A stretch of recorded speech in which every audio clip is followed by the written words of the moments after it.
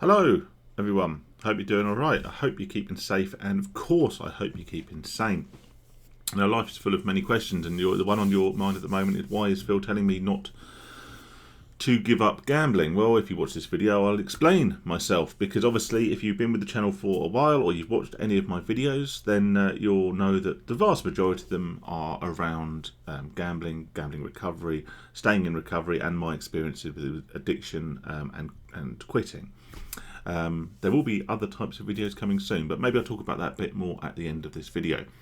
So why am I telling you not to give up? Well, as always, the devil is in the detail, and really what I'm saying here is be careful of the language that you use when it comes to getting into gambling recovery, when it comes into starting your life as a non-gambler and undertaking an extended period of abstinence from gambling. Now, I will admit at the front end of this video that these opinions are, whilst they are my own, I've taken a lot of inspiration from Alan Carr's book, The Easy Way to Stop Gambling, one of his Easy Way series that covers the likes of smoking, gambling, drinking, and all the rest of it. So if you haven't read Alan Carr's The Easy Way to Stop Gambling, then I strongly recommend you do.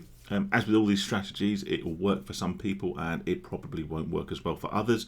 However, if you are still struggling with your gambling, if you're still in a position where you'd like to stop, you'd like to quit, then now is a good time as any to try it. If it doesn't work, you've not lost anything. If it does work, then well, that'd be amazing, wouldn't it? The start of a much better life for yourself. So why should I say that you shouldn't give up gambling? Like I say, it's all in the language. I would strongly urge anyone with any form of gambling problem, addiction, or compulsion to get into recovery, to actively seek to stop gambling. However, to say that you're going to give up gambling has implications which I believe are going to be harmful in the short to medium term when it comes to your new life as a non-gambler.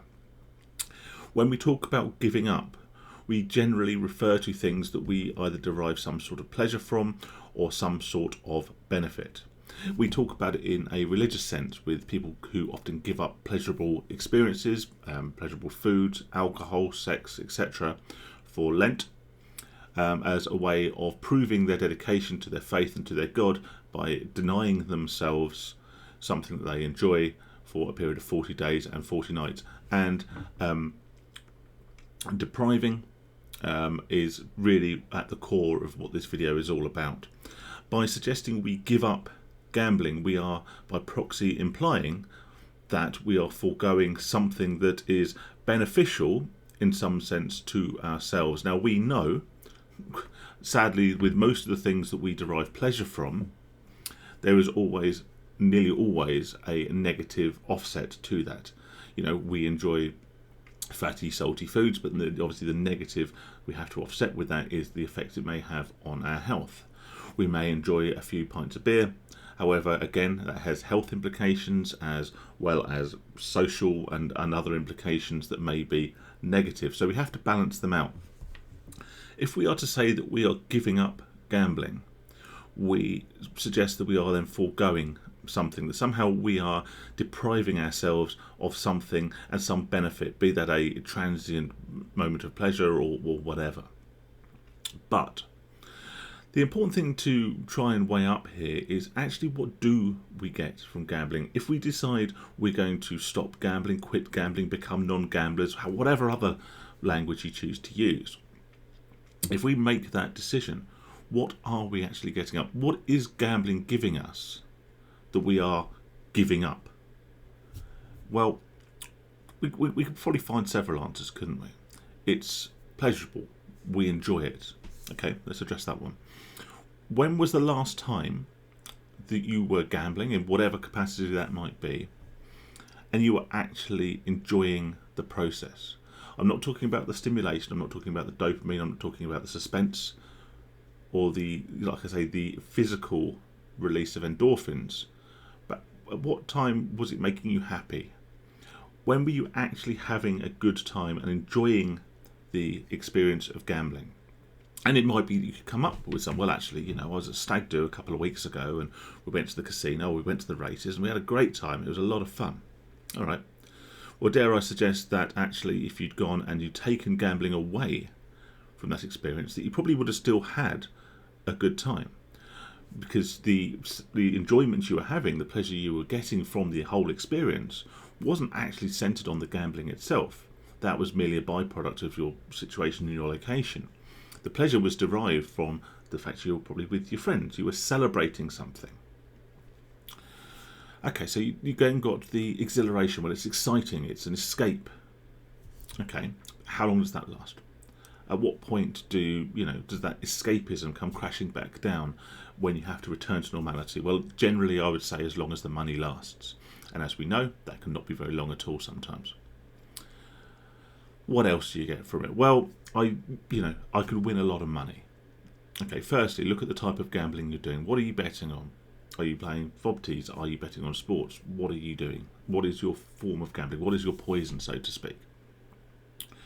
Now, it's very, very likely that winning a lot of money, yes, it's feasible, but in a life-changing sense, there's very few forms of gambling which actually make such a significant change to your life that you would never feel that desire to gamble again.